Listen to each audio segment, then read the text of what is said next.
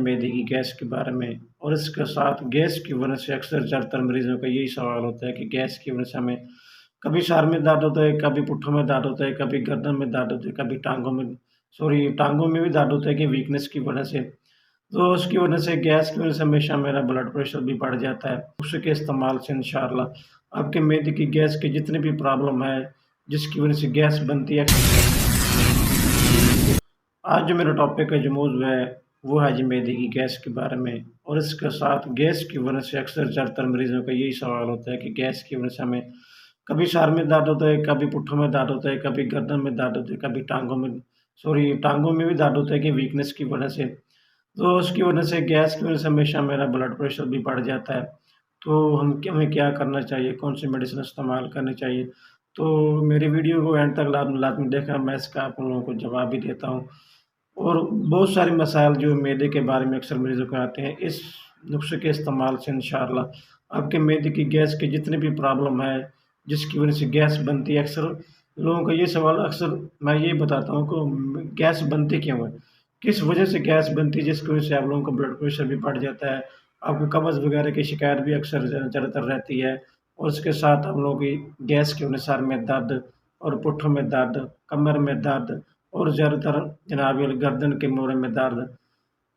کھانا کھانے کا طریقہ کار ہے، آپ جناب اگر پانی استعمال کرنا بھی ہے تو کھانا کھانے سے 1 گھنٹہ پہلے استعمال کریں یا کھانا کھانا کے 1 گھنٹہ بعد استعمال کریں۔ آپ بہت ہی زبردست نسخہ آپ لوگوں کے سامنے شیئر کرنے جا رہا ہوں۔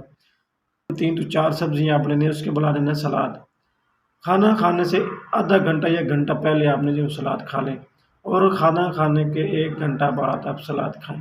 انشاءاللہ آپ کی جو معدے کی گیس ہے، جس کی وجہ سے آپ کو بلڈ پریشر بھی بڑھ رہا ہے، آپ کو قبض بھی ہو رہی ہے، سلاد کھانے سے انشاءاللہ ہم لوگ کو جناب قبض کی جو شکایت ہے، جن لوگوں کو ان کی جو قبض کی شکایت ہمیشہ کے لیے ختم ہو جائے گی۔ اس گیس کا پرابلم ہے ہم لوگوں کا، کیونکہ اس سے بھی یہ کھانا جو ہے وہ اچھی طرح ہضم بھی ہوگا۔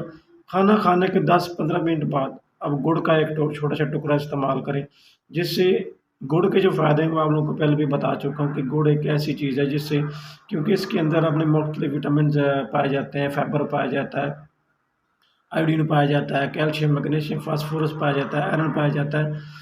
اس سے انسان کو خون کی کمی بھی نہیں ہوتی، اس سے یہ معدے کو بھی نرم رکھتا ہے، آنتوں کی سوزش کو بھی ختم کرتا ہے، اور اس کے ساتھ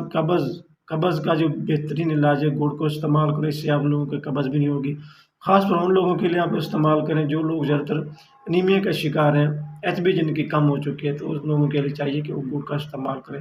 اس سے آپ لوگوں کو جناب خون کی کمی بھی پوری ہو جائے گی،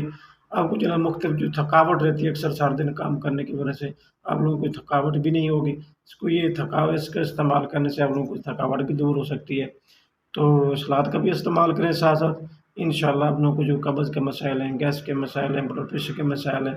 انشاءاللہ آپ لوگوں کو تمام جو مسائل ہیں معدے کی گیس کی وجہ سے ہوتے ہیں، تو اس کے استعمال کرنے انشاءاللہ آپ لوگوں کو جناب تمام مسائل سے نجات مل جائے گی۔